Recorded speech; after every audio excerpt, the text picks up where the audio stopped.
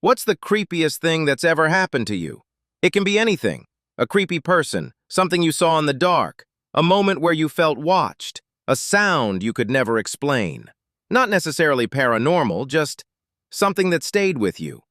Think of this like a Reddit thread. No pressure, no judgment, just real experiences people don't usually talk about.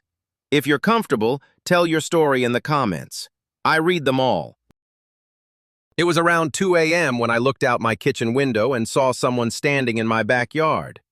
They were close to the fence, just far enough that I couldn't see their face clearly. At first I thought my eyes were playing tricks on me, but then they raised their hand and waved. Not quickly, slowly, like they knew I was watching. I froze because I live alone, and my yard is completely fenced in with a locked gate. There's no easy way to get back there without making noise. I stepped back from the window, my heart pounding, and when I looked again, they were gone. The gate was still locked the next morning. I didn't sleep for the rest of the night, and I still avoid that window after dark.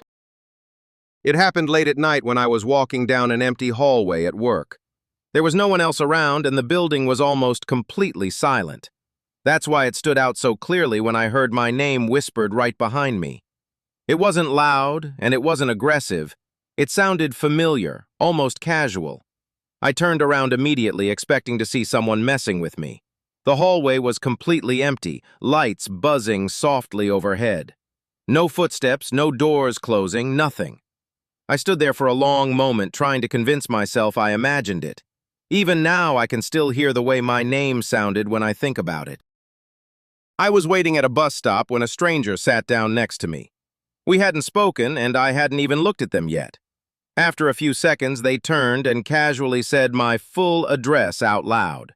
Street name, building number, apartment floor. I thought it was some kind of joke, but their tone was completely calm. I asked how they knew that, and they just smiled and said, "You live there, don't you?" I stood up immediately and walked away without looking back. I kept checking behind me the whole way home. I never saw that person again, but I still think about how easily they said it. I woke up in the middle of the night because I heard footsteps moving through my apartment. At first, I thought I was still dreaming, but the sound kept going, slow, deliberate steps. I stayed completely still in bed, listening as they moved from the living room toward the hallway. I was too scared to call out or turn on the light. After a few minutes, everything went silent. When morning came, I checked the apartment and found nothing out of place. But the front door was unlocked. I know I locked it before going to sleep. I moved out a month later and never slept peacefully there again. I woke up suddenly in the middle of the night and felt that familiar sense that someone was watching me. When I opened my eyes, I saw a figure standing at the foot of my bed, completely still. I couldn't make out any details, just the shape of a person against the darkness of the room. I remember thinking my body felt frozen, like I couldn't move or speak. I blinked hard, telling myself to wake up properly. When I opened my eyes again, the room was empty. My door was still closed, and nothing else had changed. I didn't go back to sleep after that. Even now, I still check the foot of my bed every night before I relax. I was sitting alone at home when my phone started ringing. When I looked down, the caller ID showed my own number. At first, I assumed it was a glitch, but curiosity got the better of me and I answered. There was no voice on the line, just slow, steady breathing. I said hello a few times, but the breathing never changed. It sounded close, like the phone was right next to someone's mouth. After a few seconds, the call ended on its own. I checked my call history, but the call wasn't there. I turned my phone off for the rest of the night and barely slept. When I was a kid, I used to hear my parents calling my name from downstairs at night. It always sounded normal, exactly like them, so I'd get up and start walking toward the stairs. Halfway down, the house would suddenly feel quiet, like I'd imagined it. When I asked them the next day, they always said they hadn't called me. I assumed they just didn't remember, or that I was half asleep. Years later, when it came up in conversation again, they looked genuinely confused. They told me they never called me at night, ever. That was when I realized how often it happened when I was growing up. I still don't know what was calling me, but I'm glad I never reached the bottom of the stairs. When I was a kid, I used to hear my parents calling my name from downstairs at night. It always sounded normal, exactly like them, so I'd get up and start walking toward the stairs. Halfway down, the house would suddenly feel quiet, like I'd imagined it. When I asked them the next day, they always said they hadn't called me. I assumed they just didn't remember, or that I was half asleep. Years later, when it came up in conversation again, they looked genuinely confused. They told me they never called me at night, ever. That was when I realized how often it happened when I was growing up. I still don't know what was calling me, but I'm glad I never reached the bottom of the stairs. I first noticed him a few minutes after I left the train station. At first, I thought it was just coincidence. We were walking in the same direction. But every time I crossed the street or slowed down, he did the same. I could hear his footsteps behind me, always the same distance away. He never spoke, never sped up, never fell back. I was too scared to turn around completely, but I could feel him watching me. After 6 blocks, I ducked into a brightly lit store without thinking. When I looked back through the window, he was standing outside, staring at the door. He only turned and walked away when an employee came over to ask if I was okay. For about a week, my dog would sit at the end of the hallway every night and growl. Not barking, just a low, steady growl like he was warning something. There was never anyone there and nothing ever moved. I checked every room, every door, even the closets. He refused to come down the hallway after dark. Then one night, he just stopped. He walked down the hallway like nothing had ever been wrong. I should have been relieved, but it felt worse somehow, like whatever had been there was gone for good. I was scrolling through my camera roll when I noticed photos I didn't recognize. They were taken at night, inside my house with the lights off. One was of my living room, another was of my front door. The angles were wrong, too low, like someone crouching. The timestamps were all from nights I was home and asleep. No one else had access to my phone. I deleted them immediately, but I couldn't shake the feeling. I started locking my bedroom door after that. It was late, and I was sitting on my bed when I felt that instinctive urge to look up. Outside my window, someone was standing there, at eye level. I live on the 2nd floor. We stared at each other for maybe 2 seconds before I screamed. When I looked again, they were gone. There was no ladder, no fire escape. The ground below my window was empty. I slept with the blinds closed from then on. I was in my bedroom when I heard the unmistakable sound of keys jingling. It came from the front door, like someone was trying to unlock it from inside. I froze and listened as the sound moved slightly, like someone stepping back. I didn't hear the door open or close, just silence. I waited almost an hour before leaving my room. Nothing was missing. No signs of forced entry, but my keys were still exactly where I'd left them. I changed the locks the next day. I was checking out at a grocery store when the cashier looked at me and smiled. They used my childhood nickname, the one only my family ever used. I hadn't heard it in years. I asked how they knew that, and they just shrugged, said it felt right. I laughed it off at the time, but the feeling stuck with me. I never saw that cashier again. I still think about how easily they said my name.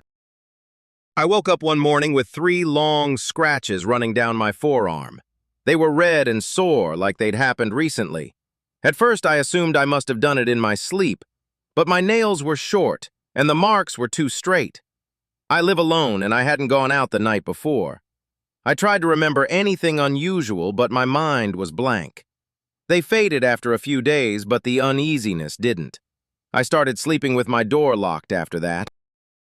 Every night at 2:17 a.m., my phone rang. It didn't matter if I was awake or asleep, it was always the same time. When I answered, there was nothing but silence. No breathing, no static, just an open line. The number was always blocked. After a week, I stopped answering. The calls stopped immediately. I still wake up sometimes around 2:17 without knowing why. I was walking through my apartment with the lights off when I felt something brush against my arm. It felt deliberate, like someone squeezing past me. I jumped and turned around instantly. The room was empty. No air movement, no explanation. I stood there for a long time listening. I turned the lights on and didn't turn them off again that night. I still avoid walking through dark rooms now. The bus was almost empty when the man sat down beside me. He leaned in close and whispered, "You shouldn't be here." His voice was calm, not angry or threatening. I asked him what he meant, but he just stared straight ahead. At the next stop, he stood up and got off without another word. I stayed on the bus, frozen in my seat. Nothing happened after that, but I still think about what would have happened if I'd listened. I was unlocking my front door when I heard laughter inside.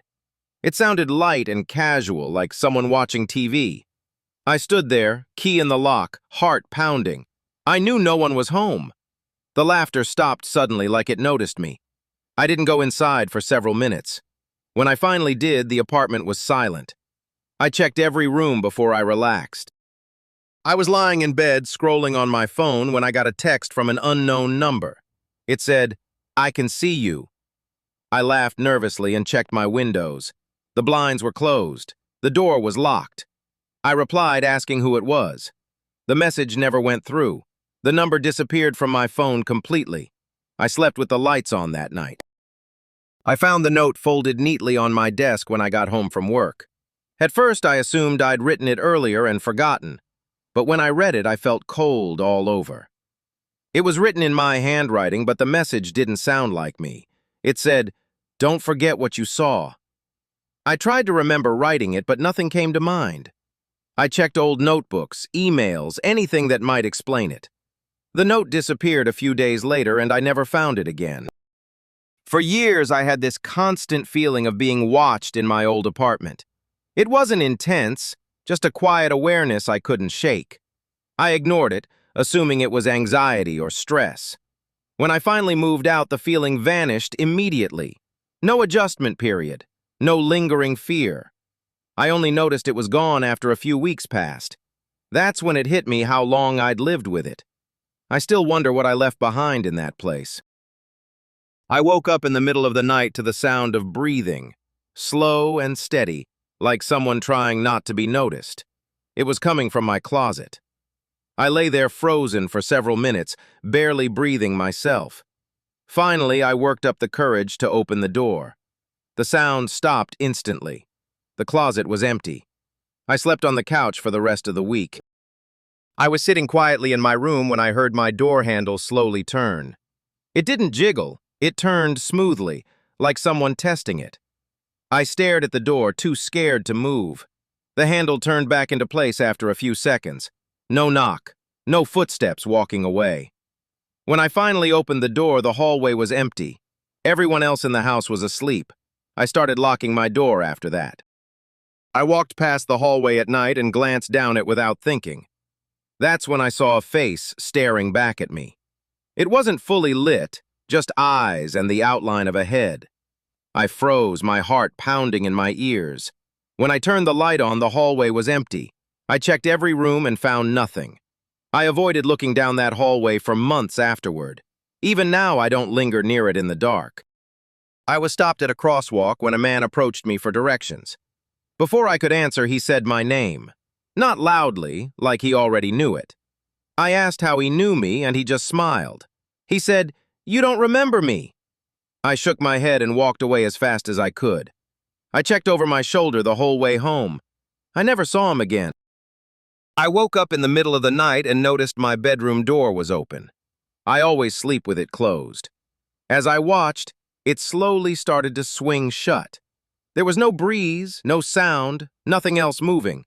I pulled the covers over my head and didn't move. The door closed completely with a soft click.